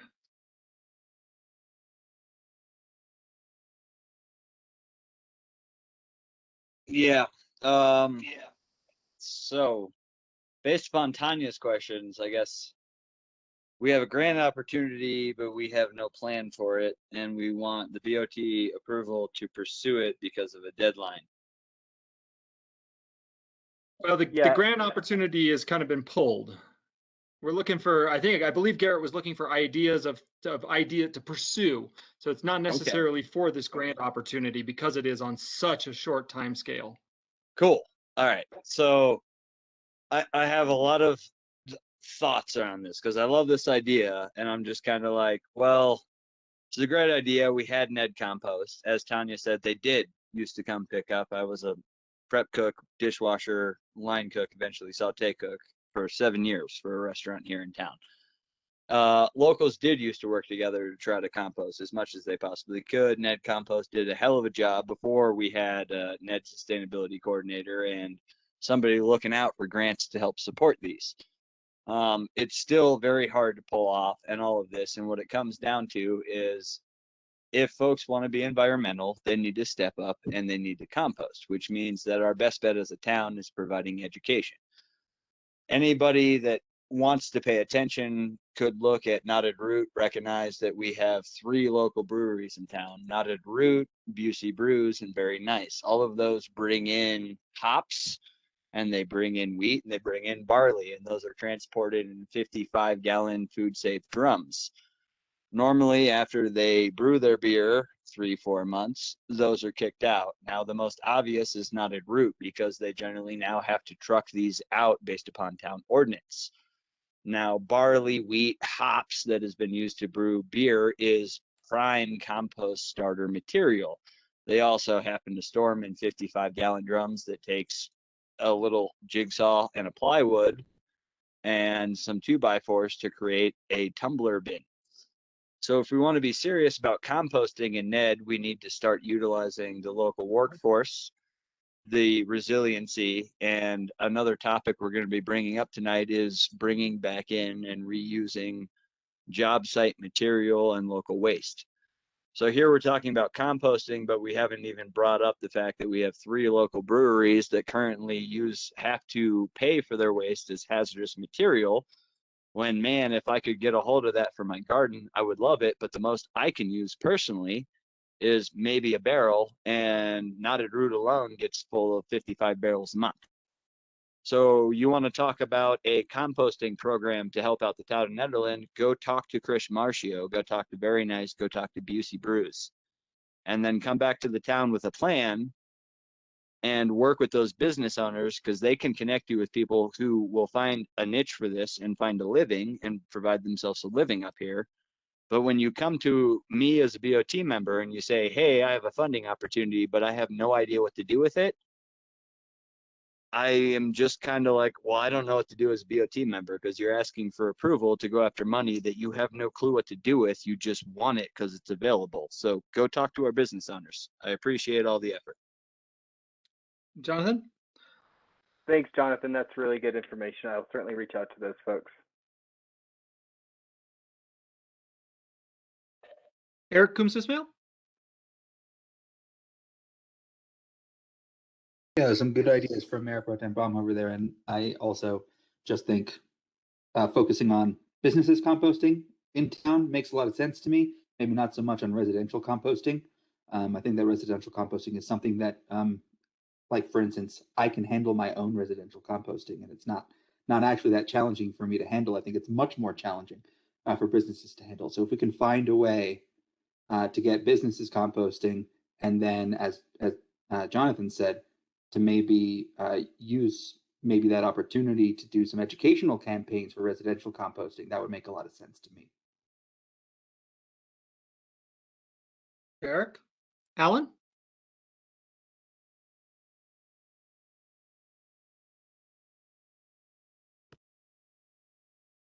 I do think Nederland does pretty well considering the resources. You know, the good news is the receptacle at the transfer station fills up regularly. And so I think, you know, individuals are doing what they can. But I do like the ideas that Tanya and Jonathan expressed to reach out to businesses. And if we can figure out an economical way to help them compost, that would be a huge step in the right direction. I appreciate your looking at opportunities, Garrett. You've done a wonderful job and much appreciated. Agreed. Thank you. I think you've got, I think there's definitely lots of work for the Zero Waste Group to tackle on SAB, and some ideas have kicked out of this. So we look I have forward another to. question. Yeah, Tanya, was that you? Yeah. Can that grant money be used to pay somebody to handle composting? And is there a spot in the town of Nederland that could be devoted to composting on site? Yeah, I've looked into the CDPHE requirements for an on-site compost facility, and it gets complicated real quick. This would be the CDPHE processes are very elaborate and require extensive engineering and site plans and that sort of thing for anything over 5 yards of compost. So it's not very realistic, in my opinion, for the town to do something like that, especially because the town is so small. And Boulder County is trying to do this and has been trying to do this for a number of years now. So, yeah. But it's possible, though. Yep, it is possible. I mean, if you have the money from the grant, it could be put towards creating the infrastructure for that. Possibly. It's just another idea. Yeah, another idea for the committee Yeah, to take. for the money. You know, if you were to get money and if there was a location, then all those requirements could probably get fulfilled and someone could actually get paid maybe for helping with that. That's just, I mean, I would love to see more composting up here. Thank you. That sounds like we'll be, go ahead. Yeah, and Boulder County is attempting for a grant for an in-vessel composter to be put at the Nederland transfer station. An in-vessel would do composting within this machine that gets real hot. It's going to be for residential use, but there might be some capacity for businesses to use as well. So I'll certainly keep you all updated on that. But that's a grant opportunity that they're going for. Oh, thank you, Garrett. Actually, you know, we're just gonna segue nicely right into the waste diversion introduction grant opportunity. So if you want to tackle that one next. Yeah, so this is the Front Range Waste Diversion Grant. They do this. This is a yearly grant that's available for municipalities, nonprofits, other organizations, and such. And we applied for it for the development of a zero waste action plan. We didn't get that award, which is why I'm creating this zero waste subcommittee, getting volunteers to help brainstorm ideas and connecting with businesses and that sort of thing. And so that's why there's a bit of an organic feel to the zero waste subcommittee right now, because we don't have that solid zero waste action plan. things are sort of coming off the cuff right now that we hope to get more organized in the future. And so this Front Range Waste Diversion Grant, we want to, I'm just pulling it up here. We want to use that money to fund next summer. It'll be a series of drop-offs where folks can bring hazardous materials to the public works site. And so this is something that Chris Pelletier has wanted to do for a while. And so the money would be funding the staff time and any sort of facility or miles, or essentially it's going to be a drop off, and then Public Works would take it down to Charm or EcoCycle down in Boulder. So 1 month might be light bulbs or electronics, and so we would hope to do that for 3 or 4 months. There would be an education component to this as well, so we can launch something in the local paper and have information for folks in numerous outlets. And so yeah, that is the Front Range Waste Diversion. We're going to meet with the SAB on Thursday and iron out the details for that one, but that is due on July 13th. Yeah, it's another one with very short turnaround. The one big question I had is, I've read through the little bit we have in here, and I tried to scan through the grant application packet as well. Is there a requirement for any matching funds from the town, either monetary or in kind? No, there is not any requirements for the town. Yep. And so what it is would be basically trying to do similar to our, the Nederland cleanup days, where we can drop off some of these harder to dispose of items or recycle items on a more regular basis, on sort of a rotating basis. So it would be, like you said, electronics 1 week, hazardous paint stuff the other week or month, that kind of thing, right? Did I understand it right? That is correct. And I forgot to mention that some of the funding would be used to create zero waste bins for town events. Chris has been working on this, but due to I don't think he had the resources to finish the bins that he was making. So this would also help Chris finish these bins that we would be put at town events. And those bins are for compost, trash, and recycling, that sort of thing. Okay. I'm going to turn this open to board for other questions, and we'll begin with Trustee Taylor. No, I reviewed it and I'm satisfied with what I saw. Looks good. Okay. Trustee Coombs Ismail? Yes, I like this. It looks good. I think that the more that we can couple, like you just mentioned, the zero waste bins that we could do for events, the more that we can couple that with actually making sure that people who are providing the waste, that maybe like it's a food truck or a stall, for instance, the farmers market, are providing waste that actually is zero waste and can go into those bins. Like without that sort of matchup, it seems a bit ridiculous. Like I end up filling my pockets, with plastic trash that can't be put into a zero waste bin, and that doesn't really seem to make a lot of sense. So if we can kind of couple that up so that we are actually having zero waste events, and then we have zero waste bins at those events, I think that would work much more smoothly. Okay. Tanya? Yeah, so I agree with Eric on that. That would be huge, and included with our own businesses in town. It'd be nice that they provided zero waste compostable to-go containers. But my question is, why have everything on a separate day? Why not just do an event where everybody can bring everything at once? So you could bring it all any day throughout the whole month, and then so at the end of the month, Public Works would take it down to Boulder. So you could just drop it off. So it's not like this is the day for batteries, and then next week you can bring your paint. Okay, I misheard that. Okay, perfect. Great, thank you. It's a great idea. Thank you. Mayor Pro Tem Baumover, Jonathan? I think this is an awesome idea. I'm really appreciate all your work. I have to say, I'm sorry, Garrett. I'm always seems to be like questioning you and coming at you. I love your work. I think it's awesome how much you're go-getter for this town. How does this tie in with Public Works construction diversion program?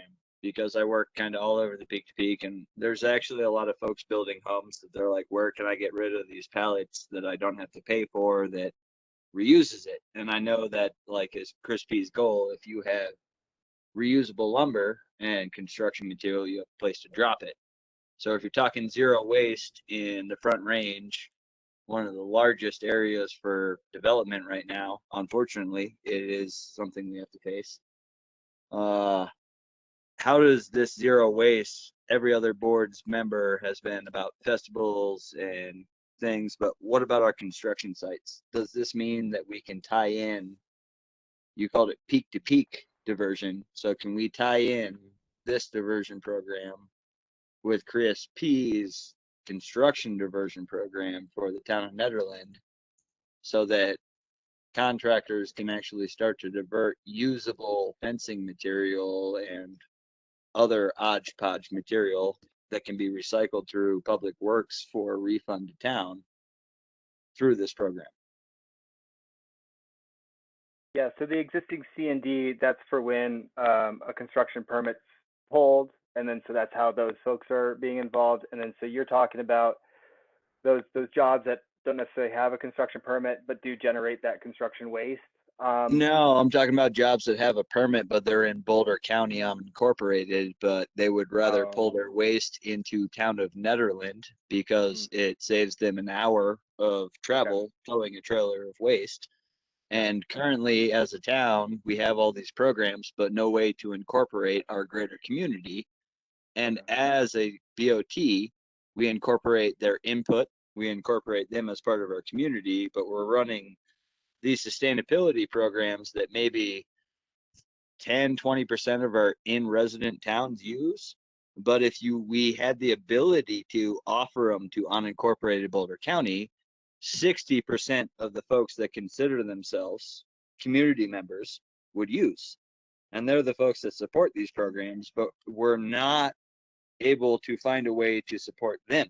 And we're not able to find a way to give these businesses that work up here that might not be residents of the town of Nederland access to this. So you're running great programs, but you have to realize that town of Nederland is a epicenter. In the 2013 floods, we were recognized as an artery, an essential artery to the rest of the communities that were affected. And we were given all types of emergency mandates to run gas up Boulder Canyon, which is currently not allowed. And they had to get permits to even run them over I-70 in the way they had to run them. But we were recognized in the emergency declarations as an artery to the Indian Peaks, to the surrounding communities.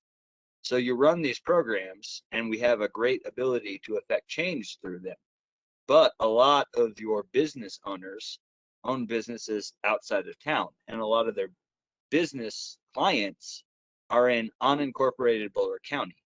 And even if unincorporated Boulder County offers this service through Western, let's say, down on Belmont, our client is not going to drive down there if they can go to the green boxes and pay $75 to just drop it, because it's well worth their time building a house that's already costing them at best $450,000 to just drop it and pay the waste. And we want the diversion, and Chris is running a diversion program for the town of Nederland residents, and we have people in the peak to peak taking waste to our waste program, and we can't put it into the town of Nederland waste diversion program because they're not residents. So I'm just kind of asking for how do we bridge these gaps that they're not, everyone knows it's happening, and they're gaps in a system because we're relying off of a system and not human understanding. You know what I mean by that? So if you can work on that, I think that would greatly help you guys achieve your goals in these programs, because people want to do it, but they're held back by bureaucratic red tape and whose jurisdiction it is. That's exactly right, Jonathan. But that's a great point and something I'll look into. Trustee Apt? I like the idea of what you're trying to do on the individual level. And I think what Jonathan was talking about is also an excellent idea. If we can rope it together, it's a huge amount of waste. And I think Chris Belter has been doing a really good job under the circumstances, but let's see if we can tie it all together. Agreed. I think it's great. Great proposal, and hope moves forward. But this is a public, or this is a action item, so I want to open it up to the public. If anyone who's dialed in would like to speak on the waste diversion grant opportunity, now would be your chance.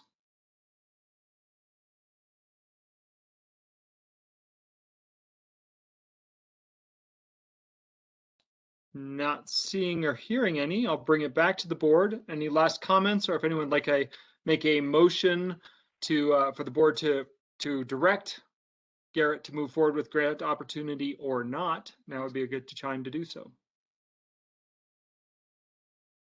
So moved. I second. All right, I'm taking that's moving forward. Motion to move forward with the grant opportunity. Miranda? Trustee Coombs Ismail, Yes. Trustee Taylor, Yes. Trustee Apt,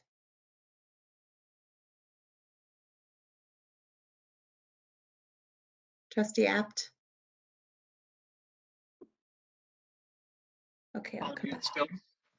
Mayor Pro Tem Baumhover, Yes. Trustee Corvallin, Yes. Mayor Larson, Yes. and coming back to Trustee Apt.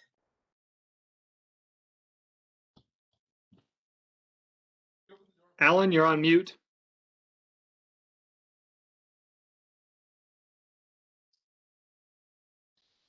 Maybe having some Sorry, technical. lost There it we there go. for a second. Yes. Okay, thanks. All right. Thank you, Garrett, and good luck. Thank you all, and thank you all for your input. Really appreciated. Thanks. So concludes the action items.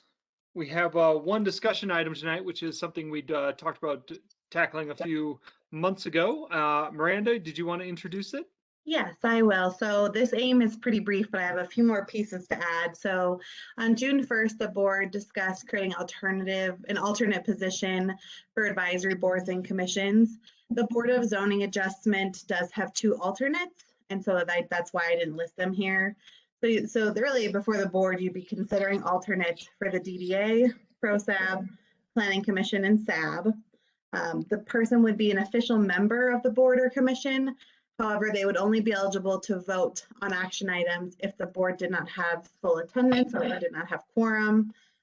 So if either of those situations occur, just one thing I did not put in this aim, but should be important, is this really is just discussion. If the board is interested in moving forward, should it be the Planning Commission, we would need to update the Nederland Municipal Code to reflect an increase in number of board members. If it were to be the DDA, ProSab, or SAB, we would need to look at updating those bylaws. So this is not something to vote on tonight because there would be work. It has been brought to my attention some concerns that the DDA already has 9 as well as the Planning Commission. So you would just be really increasing that number, and that perhaps this is more beneficial for ProSab and SAB, who often struggle with quorum. But just some things for you to consider, and tonight just looking to have just a discussion about how the board would like to move forward on this alternate position for these boards and commissions. Thank you, Miranda. Yeah, I mean, so we just, it really came about because we had all those good applicants and we were looking for ways to help people get involved. And then there was the thought that the alternate positions was an opportunity to get people involved and also help some of those committees that sometimes struggle with meeting quorum at their meetings. So personally, I think I'm in favor of doing so. I do see I would think maybe we start with the Sustainability Advisory Board and ProSab because they are the 2 that struggle the most and have the smallest number of members and don't require rewriting town code to do so. So I'd be in favor of moving forward with that, but would love to hear from the rest of the board. Tanya, would you like to start us off? Saw you come off of mute. Oh, sure. I agree with you. on that. Just stick with the SAB and ProSAB. Okay.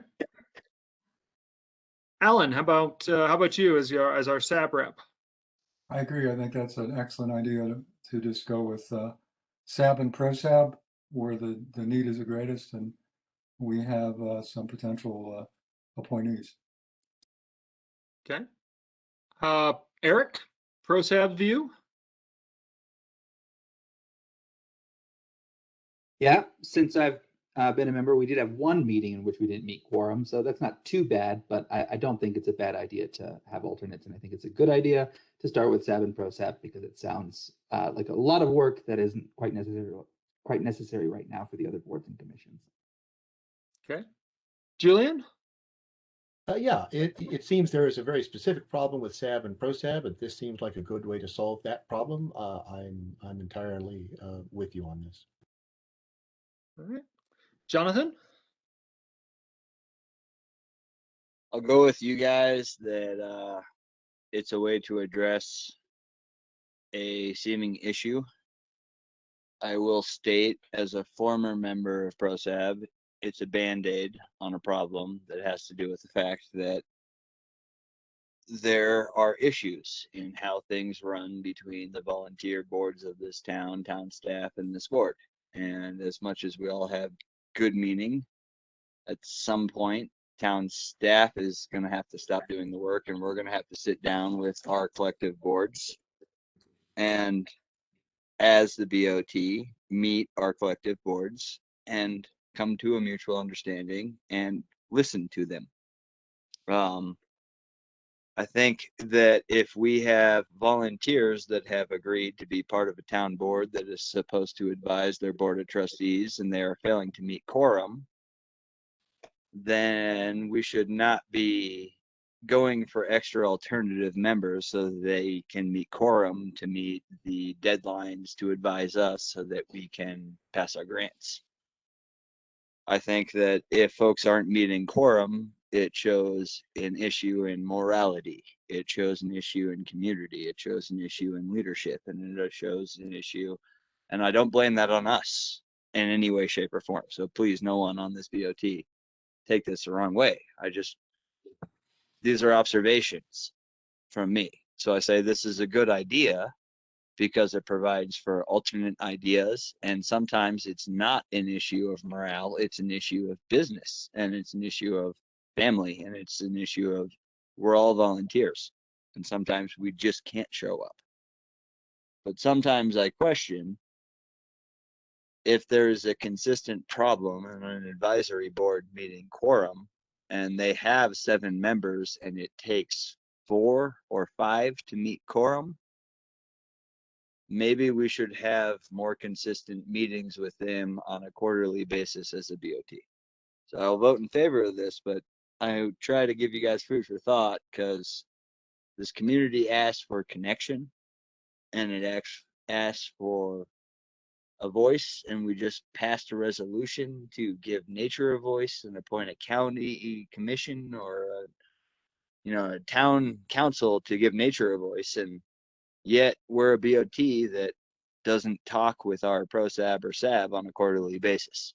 So it's been asked for. Let's address it. Mayor Pro Tem, this is Miranda. I just wanted to offer a clarification that in the 2 years I've been here, we actually have not had a quorum issue. Trustee Coombs-Ismail noted there was an issue with ProSAB recently. SAB struggled a little bit back in 2019, but for at least over the last year, we've been doing virtual. It actually has not been a concern. So I think this is more of an opportunity to bring in additional people connected. Yeah, with quorum, I'm happy to say, knock on wood, has not been a problem for either one of these boards. Okay, so then I will question. It seemed like we were given information. Everyone's like, sure, let's go with this. But okay, I'm going to vote for this. I still want to give the food for thought. The more folks you get involved, the better, but we need to get them involved in, I'm so glad to see the weed poll happening again, July 10th. Throw that out there.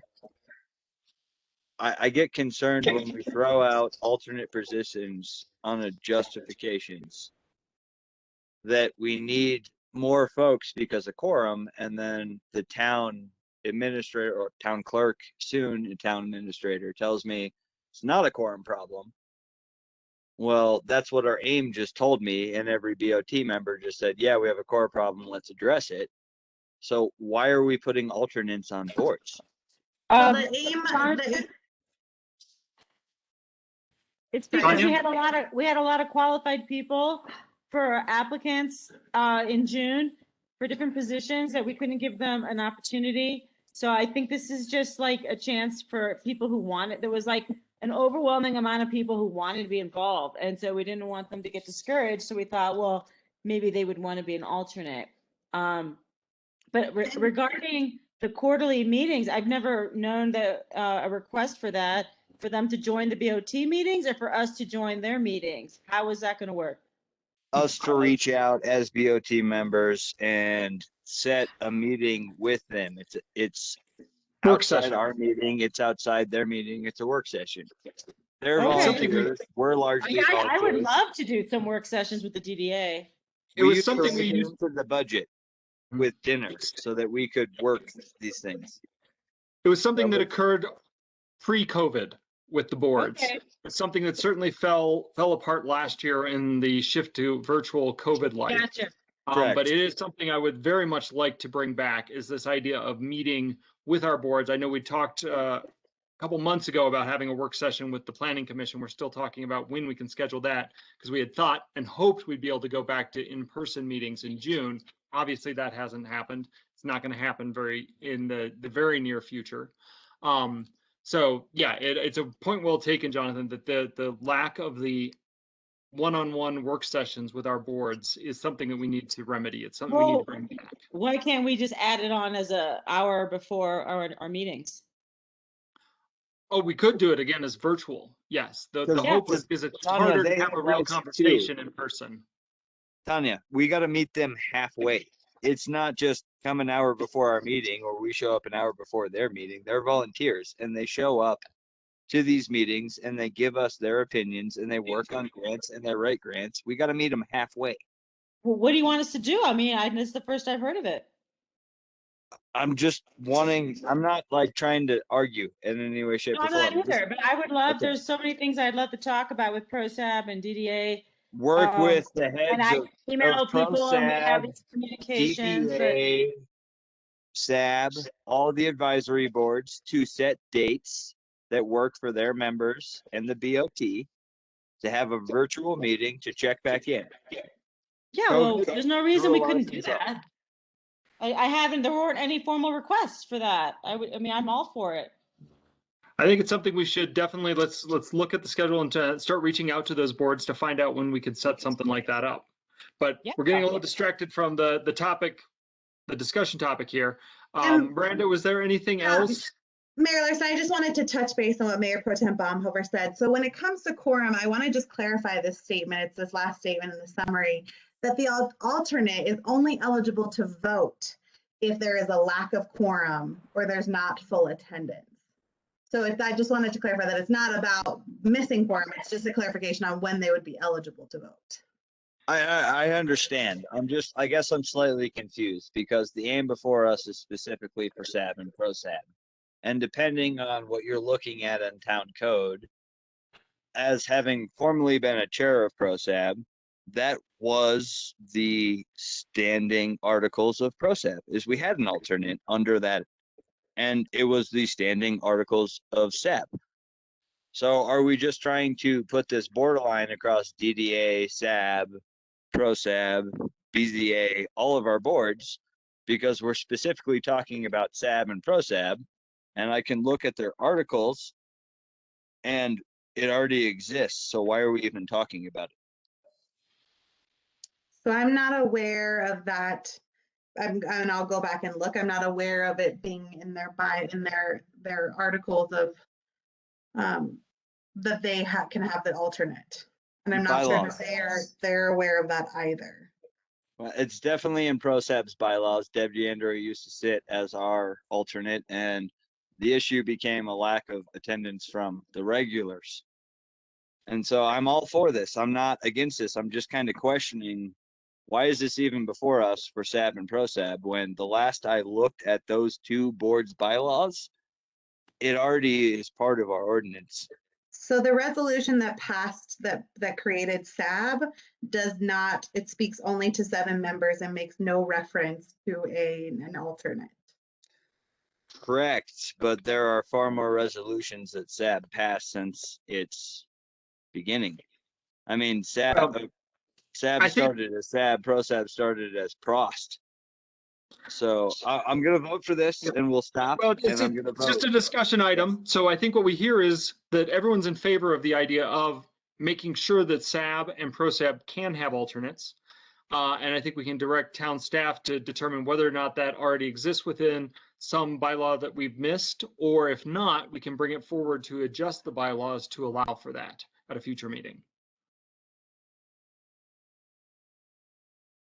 I'm all in favor. I'm sorry to town staff if you guys sometimes have a lot of updates and you're trying. I apologize. You guys do hard work and I appreciate it. Let's update this and make sure this is a reality. I think a lot of the advisory boards believe it is a reality. Well, let's make sure it is, and then we can make sure that we have people signed up as alternates for those. That concludes actually everything we had on the agenda this evening. I want to throw it open for any board members have any other business they'd like to raise. I do. Go for it, Tanya. I was concerned about the redistricting for our representatives under the current ideas, and I know it's not set in stone, where we would become the 3rd district, Nagusi wouldn't be our guy, and that woman would be. Has the town put out any opinions on this? Have we had a chance to voice? I know that as individuals, there's an opportunity to say that we are for or against this idea, but have we been able to voice in as a town yet? The town has not made a statement. We're waiting to hear when, I think we should have a statement for when they have the redistricting hearings. Okay. But I can tell you right now that I woke up that morning, I was on vacation in Iceland, and I got a text from Congressman Nagus about it. And that's how I heard about it, was him saying that he didn't think he was surprised to see that he was losing us to Boebert in 2021. So we are definitely in contact. It's going to happen immediately? It would happen when would it happen if it happens? This would all take effect on the 2022 elections. So the next cycle. Okay. So there's a lot still happening on that. And I think we should take a look at having a statement saying that we are, we want to stay on this side. But the fact that they split Boulder County the way they did, just that little sliver of the western part of Boulder County, that's weird. Is very unlikely to make it through the redistricting hearings. Okay. That breaks some of their rules. So I don't think it's something we need to particularly worry about. I think there's a lot of people working on this, but I think getting a letter from the Nederland Board of Trustees stating that we'd prefer to stay with Boulder County. That would something we could certainly put together and make sure it gets submitted to the committee. Okay, so you're aware of the deadlines? I'm actively working on that one. Yep. Okay. Well, let us know then, so we can put it on if it has to go on the agenda. Yep. The other thing I wanted to mention, it's something I've been thinking about for a while, was that money that we received from the Boulder Housing Authority and the money we got from Eldora. I think it equals to it's definitely over $100,000, and it's meant to be used for trail use. And as a BOT, we're responsible for coming up with ideas for using it. And I was wondering if we wanted to put this on a discussion item to discuss the beginning of how we could come up with ways to use that money. It's just been sitting there for over a year. And to me, it seems like there's so much money that just sits around, and we should put it to use for people to use immediately. And I don't know if it, requires another brainstorm session where we come up with some ideas and then we put it out to the public, and we have to go through the, ProSAB and see where they could use it. I've mentioned it a couple times. It could possibly be used to help them in their plans, the current waterfront, but I'm wondering if there's other members of the BOT that kind of are itching to do something fun with it. I mean, it's a lot of money. So anybody want to like put it on as a discussion item for a future meeting to talk about? Do you guys know what I'm talking about? I think that's a good idea. Because I mean, I would hate to just see it sit for another year or two. It sounds like Alan was in favor, so let's get it on as a discussion item. Okay, thank you. Thanks, Alan. All right, that was it for me. Thanks, Tanya. Any other trustees? I think I have more of a question for the trustees than anything else. I noticed from what I read that the Boulder County fire ban covers all of unincorporated Boulder County, but would not include Nederland or Eldora. And I was just wondering, what's the sense of the BOT? Do we think it would make sense for us to vote to match, to extend that fire ban to Nederland? Does that? I'm kind of asking a question because I'm not 100% positive that Nederland isn't included in that fire ban, but I think it isn't included. Any thoughts? I wish our marshal was here because he is definitely more closely tied to that. I know in the past, the fire bans, typically the emergency personnel, the marshal, as well as the fire department, echoes what the county is doing. Okay, I I see. and I hadn't heard if that had happened for this stage one had occurred yet, but. All right, that was all I was curious about. Thank you. I've got nothing else. Anyone else? I move to adjourn. Do we have a second? Second. Second. We have multiple seconds. I heard Alan get in there first. Miranda. Mayor Larson, Yes. Trustee Taylor, Yes. Trustee Apt, Yes. Mayor Pro Tem Baumhover, Yes. Trustee Corvallin, Yes. Trustee Coombs Ismail. Yes. Meeting is adjourned. Thank you all. Have a great evening. Everybody have a good Talk to you all evening. soon. Thank you, folks.